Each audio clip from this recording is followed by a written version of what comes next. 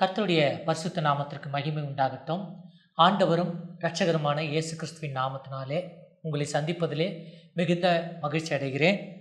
கர்த்தருடைய பிள்ளைகளுக்கு சிஎன்டிவி மூலமாய் கொடுக்கப்பட்டிருக்கிற அனுதினமும் இயேசுவோடு என்ற இந்த அற்புதமான நிகழ்ச்சிக்காக நான் ஆண்டவருக்கு நன்றி செலுத்துகிறேன். இன்றைக்கு அனுதினமும் இயேசுவோடு என்ற நிகழ்ச்சியிலே நாம் எந்த தலைப்பிலே பார்க்க போகிறோம் என்றால், சவாலை சந்திக்கும் தைரியம் என்ற தலைப்பிலே இன்றைக்கு நாம் கர்த்தருடைய வார்த்தையை பார்க்க போகிறோம். நாம் பிறந்தது முதல் எல்லா காலகட்டங்களிலும் நம்ம வாழ்க்கையில் சவாலை சந்திக்கக்கூடிய சூழ்நிலைகள் உருவாகி கொண்டே இருக்கிறது. விசேஷமாய் கர்த்தருடைய பிள்ளைகளுக்கு படிக்கிற காலங்களிலே, குடும்ப வாழ்க்கையில், திருமண நாட்களில், இப்படி எல்லாருக்குமே விசேஷமாய் வாலிப பிள்ளைகள் பரிசுத்தமாய் வாழ்கிற அந்த நாட்களில் இந்த சவாலை சந்திக்கக்கூடிய சூழ்நிலைகள் அநேகமாய் உருவாகி இருக்கிறது. இன்றைக்கு நாம் பார்க்க போகிற இந்த தலைப்பின் மூலியமாய் எப்படியெல்லாம் நாம் சவாலை சந்திக்க முடியும் என்று நாம் பார்க்க போகிறோம். நாம் ஜெபித்து நிகழ்ச்சிக்குள்ளாக கடந்து போகலாம். நன்றி அப்பா, உம்மை துதிக்கிறோம், ஸ்தோத்தரிக்கிறோம் ராஜா, நன்றி செலுத்துகிறோம், நன்றியோடு உம்மை துதிக்கிறோம் அப்பா. இந்த அற்புதமான நிகழ்ச்சிக்காய் நாங்கள் நன்றி செலுத்துகிறோம். அனுதினமும் இயேசுவோடு என்ற நிகழ்ச்சிக்காய் ஆண்டவரே உம்மை நோக்கி நாங்கள் பார்க்கிறோம் ராஜா, நன்றி செலுத்துகிறோம். அனுதினமும் உம்மில் நான் வளர்ந்திடவே உம் அனுக்கிரகம் தர வேண்டுமே. அனுதினமும் உம்மில் நான் வளர்ந்திடவே உம் அனுக்கிரகம் தர வேண்டுமே.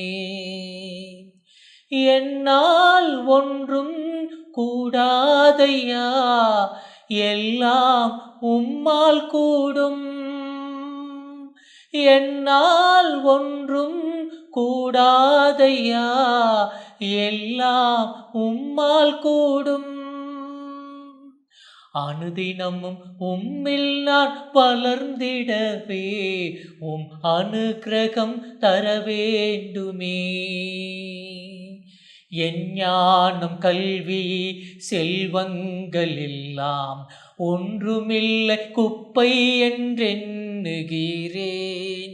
என் ஞானம், கல்வி, செல்வங்கள் எல்லாம் ஒன்றுமில்லை குப்பை என்றெண்ணுகிறேன்.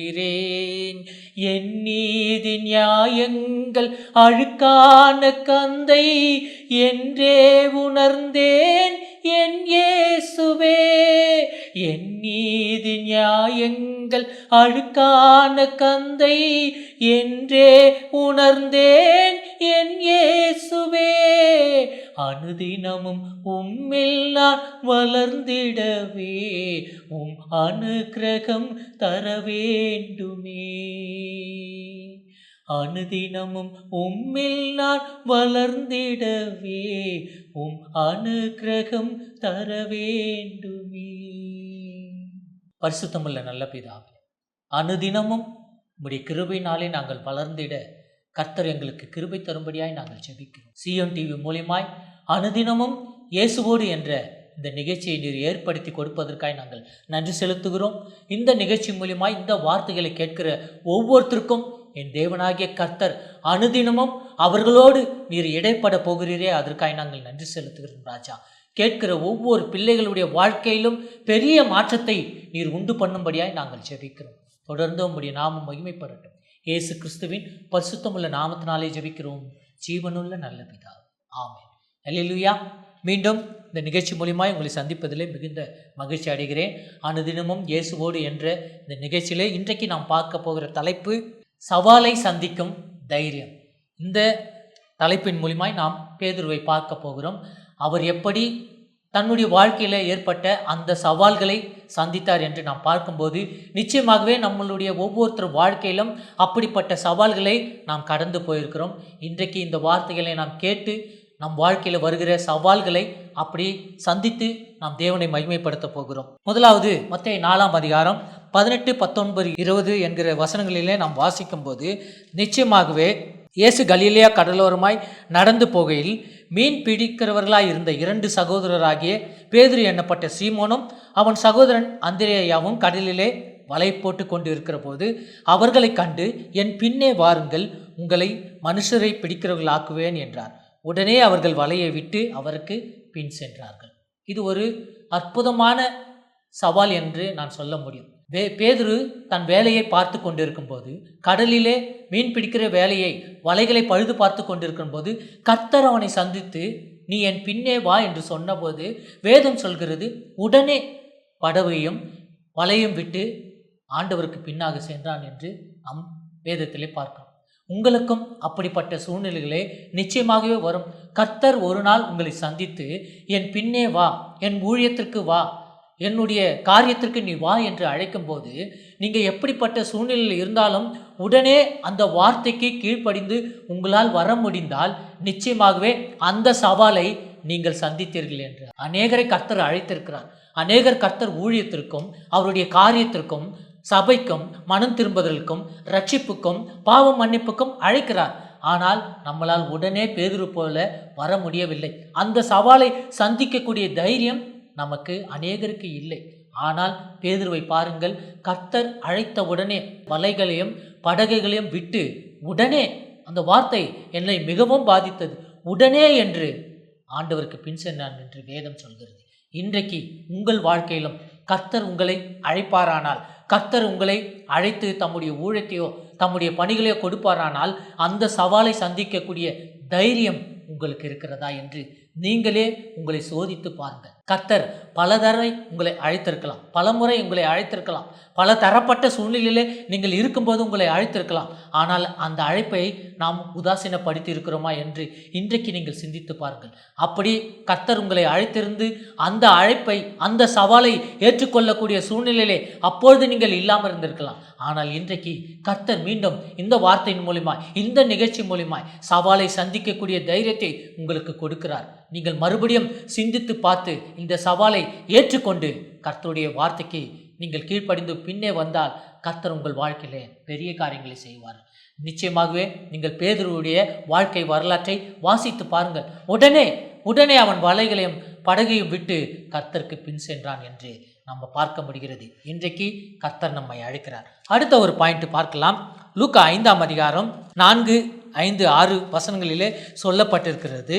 பேதுரு கடலிலே இருக்கும்போது கர்த்தர் பிரசங்கம் பண்ணுவதற்காக அவனுடைய படகை கேட்டார். அந்த படகில் இருந்து அவர் பிரசங்கம் பண்ணி முடித்த பிறகு, அவர் போதகம் பண்ணி முடித்த பின்பு, 4வது வசனம் வாசிக்கிறேன். அவர் போதகம் பண்ணி முடித்த பின்பு சீமோனை நோக்கி, ஆழத்திலே தள்ளி கொண்டு போய் மீன் பிடிக்கும்படி உன் வலையை போடுங்கள் என்றார். அதற்கு சீமோன், அதற்கு பேதுரு, ஐயரே, ராம் முழுவதும் நாங்கள் பிரயாசப்பட்டோம், ஒன்றும் அகப்படவில்லை, ஆகிலும் உம்முடைய வார்த்தையின்படியே போடுகிறேன் என்று வலையை போட்டு 2 படகுகள் நிரம்பத்தக்கதாக மீன்களை பிடித்தார்கள் என்று அடுத்த வசனம் சொல்கிறது. இங்கே பேதுரு சந்தித்த சவால் என்ன தெரியுங்களா? ஐயரே, முழுவதும் நாங்கள் வலைகளை போட்டு பார்த்தோம், ஆழத்திலையும் போட்டு பார்த்தோம், கரையிலையும் போட்டு பார்த்தோம், ஒரு மீனும் அகப்படவில்லை, ஆகிலும் உங்கள் வார்த்தைக்கு கீழ்ப்படுகிறேன். அல்லேலூயா. முதல்ல அழைப்பை உதாசீனப்படுத்தாமல் அந்த சவாலை சந்தித்த பேதுரு இப்பொழுது அவருக்கு கடலை பற்றி எல்லாமே தெரியும். எந்த இடத்துல மீன் இருக்கும், எந்த இடத்துல மீன் இருக்காது என்று எல்லாமே தெரியும். ஆனாலும் கர்த்தருடைய வார்த்தை, ஐயரே, முழுவதும் பிரயாசப்பட்டோம், ஒன்றும் அகப்படவில்லை, ஆனாலும் உம்முடைய வார்த்தைக்கு கீழ்ப்படிந்த வலையை போடுகிறேன் என்று. அல்லேலூயா. 2வது நீங்கள் சந்திக்கக்கூடிய சவால் என்ன தெரியுங்களா? அவருடைய வார்த்தைக்கு கீழ்ப்படி. நன்றாக யோசித்து பாருங்கள். எத்தனையோ தரம் கர்த்தர் உங்களோடு பேசியிருப்பார். எத்தனையோ தரம் தம்முடைய வார்த்தைகள் மூலியமாய், ஊழியக்காரன் மூலியமாய், ஆலயத்தின் கர்த்தருடைய வார்த்தையின் மூலியமாய் உங்களோடு பேசியிருப்பார். நீங்கள் அந்த வார்த்தைக்கு கீழ்ப்படியாமல் இருந்திருப்பீர்கள். அந்த சவாலை சந்திக்கக்கூடிய சூழ்நிலை அப்பொழுது உங்களுக்கு இல்லாமல் இருந்திருக்கலாம். ஆனால் இன்றைக்கு கர்த்தர் மறுபடியும் உங்களை பார்த்து சொல்கிறார், வலையை இந்த பக்கம் போடுங்கள் என்று. உடனே அவன் வார்த்தைக்கு கீழ்ப்படிந்து அந்த பக்கமாய் வலையை வீசி 2 படகுகள் நிரம்பத்தக்க மீன்களை பிடித்தார்கள் என்று. 2வது சவாலை பேதுரு சந்தித்தார். அவருடைய வார்த்தைக்கு கீழ்ப்படிந்தார். செவி கொடுக்கிறதும் கீழ்ப்படிதலும் முத்தம் என்று வேதம் சொல்கிறது. அதனால் இன்னைக்கு கர்த்தர் உங்களோடு பேசி கொண்டிருக்கிறார். நீங்கள் ஆண்டவருடைய வார்த்தைக்கு கீழ்ப்படியாது இருந்திருந்தா, அவருடைய வார்த்தைக்கு செவி கொடுக்காது இருந்திருந்தா, அந்த சவாலை ஏற்கக்கூடிய தைரியம் உங்களுக்கு இல்லாது இருந்தா, கர்த்தர் இன்றைக்கு மறுபடியும் உங்களோடு பேசி இருக்கிறார். நிச்சயமாகவே அவருடைய வார்த்தைக்கு கீழ்ப்படிங்க, அவருக்கு செவி கொடுங்க, அந்த சவாலை ஏற்றுக்கொள்ளுங்க. பிறகு பாருங்கள், உங்கள் வாழ்க்கையில் நிரம்பத்தக்கதாக ஆசீர்வாதத்தை நீங்கள் பார்க்க முடியும். அல்லேலூயா. அடுத்ததாக லூக்கா 22ஆம் அதிகாரம் 31, 32, 33 வசனங்களிலே வேதம் சொல்கிறது, பின்னும் கர்த்தர் சீமோனை நோக்கி, இதோ கோதுமையை சுளக்கினால் பிடிக்கிறது போல சாத்தான் உங்களை பிடிக்கிறதுக்கு உத்தரவு கேட்டான். நானோ உன் விசுவாசம் ஒழிந்து போகாதபடிக்கு உனக்காக வேண்டிக் கொண்டேன். நீ குணப்பட்ட பின்பு உன் சகோதரரை ஸ்திரப்படுத்து. மூன்றாவதாய் பேதுரு சந்தித்த சவால் என்ன தெரியுங்களா? விசுவாசம். கர்த்தர் பேதுருவோடு அற்புதமாய் சொன்னார், சாத்தான் உன் விசுவாசம் ஒழிந்து போகும்படி என்னிடத்துல கேட்டுக்கொண்டே இருக்கிறான், ஆனால் நான் உனக்காக வேண்டிக் கொள்கிறேன். எந்த சூழ்நிலையிலும் நீ என்ன பண்ணக்கூடாது, உன் விசுவாசத்தை இழந்து போகக்கூடாது என்று பேதுருவிட சொல்லியும் பேதுரு சொல்றாரு, ஆண்டவரே காவலிலும் சாவிலும் உன்னை பின்பற்றி வருவேன் என்று சொல்லிவிட்டு கொஞ்ச நாட்களிலே ஆண்டவரை மறுதலித்தேன். ஆண்டவர் சொன்ன காரியம் அப்படியே பேதுருவின் வாழ்க்கையில நடந்தது. நீ என்னை மறுதலிப்பாய் என்று சொல்லியும், இல்லை ஆண்டவரே வாழ்விலும் சாவிலும் நான் உங்களை பின்பற்றி வருவேன், நான் உங்களை மறுதலிக்க மாட்டேன் என்று சொன்ன அதே பேதுரு மறுதலித்து விட்டார். அல்லேலூயா! எப்பேற்பட்ட சவாலை அவர் சந்தித்தார் பாருங்கள். ஆனாலும் கர்த்தர் அவரை விடவில்லை. அந்த காரியம் நடந்த பிறகு பேதுருவை நோக்கி பார்க்கும்போது பேதுரு மனம் கசந்து அழுந்தார். அந்த சவாலிலே அவர் தோற்று போய் அவர் மனம் கசந்து அழுதார். ஆனால் நிச்சயமாகவே ஆண்டவர் பெரிய காரியம் பேதுருடைய வாழ்க்கையில செய்தார். என்ன தெரியுங்களா? அவர் உயிர்த்து எழுந்த பின்பு முதலாவது பேதுருக்கிட்ட போய் சொல்லுங்க, கர்த்தர் உயிர் தெழுந்தார், உங்களுக்கு முன்பாக கலிலேயாவிலே உங்களை சந்திப்பார் என்று 11 சீஷர்களில் முதல்ல பேர் சொன்னதே பேதுருவை தான். அல்லேலூயா!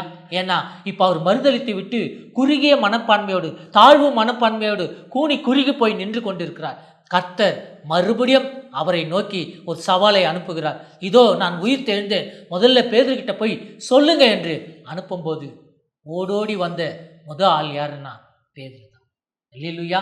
உங்கள் வாழ்க்கையிலும் உங்கள் விசுவாசம் ஒழிந்து போகும்போது நிச்சயமாகவே அந்த சவாலை சந்திக்க முடியாமல், தேவனை பார்க்க முடியாமல், அந்த காரியத்தை எதிர்கொள்ள முடியாமல் எத்தனையோ தரம் உங்கள் விசுவாசம் குறைந்து போயிருக்கும், இல்லை விசுவாசம் அவிவிசுவாசமாய் மாறியிருக்கும். அந்த நாட்களிலே நீங்கள் பேதுருவை நினைத்து கொள்ளுங்கள். ஆண்டவரே சாவிலும் உம்மை பின்பற்றி வருவேன் என்ற சொன்ன அதே பேதுரு மறுதலித்து போனான். மறுபடியும் கர்த்தர் அவனை ஊழியத்திற்கு அழைத்தது போல உங்கள் விசுவாசம் ஒழிந்து போகும்போது எல்லாம் நீங்கள் பேதுருவையும் ஆண்டவரையும் நினைத்து கொள்ளுங்கள். ஆண்டவரே என் விசுவாசம் ஒழிந்து போகாதபடி எனக்காக நீங்கள் வேண்டுதல் செய்கிறீங்க, எனக்காக நீங்கள் ஜெபிக்கிறீங்க. நிச்சயமா நான் அவிவிசுவாசமாய் பேச மாட்டேன். என் வாழ்க்கையில் வர எப்பேற்பட்ட சவாலையும் சந்திக்கக்கூடிய தைரியத்தை எனக்கு தாங்க என்று நீங்கள் ஜெபம் பண்ணும்போது நிச்சயமாகவே கர்த்தர் அந்த சவால்களை சந்திக்கக்கூடிய தைரியத்தை உங்களுக்கு கொடுப்பார். அல்லேலூயா! கடைசியாக நம்ம ஒரு வசனத்தை வாசித்து முடிக்கப் போகிறோம்.